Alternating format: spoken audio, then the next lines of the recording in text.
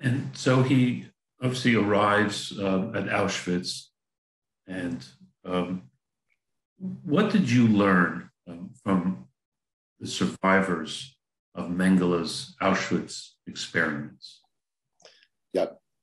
I should say, as a kind of introduction to this theme, that there are very few records relating to Mengele's service at Auschwitz. Historians of science have been able to locate some records that indicate some of what Mengele did there, but one has to really rely on testimony of witnesses, and these are problematic. Problematic not because people lied about what happened, but because many times they would make statements about Mengele's activities that were beyond their ability to have known that. I always use the standard that a person can speak authoritatively about what happened to them, but it's difficult for them to speak about the larger context because they have no way of perceiving that.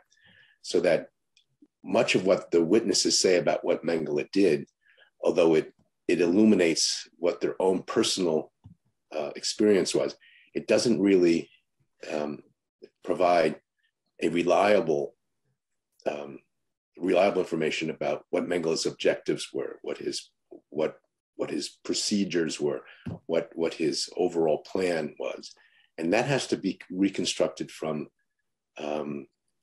other kinds of evidence, the scattered documentary evidence that exists, and from the testimony of some of his colleagues, and importantly also the physicians and other medical personnel who assisted him, who were inmates in their own right, but who were forced to assist him.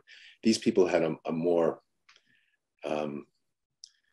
contextual understanding of what he was doing. They weren't traumatized children.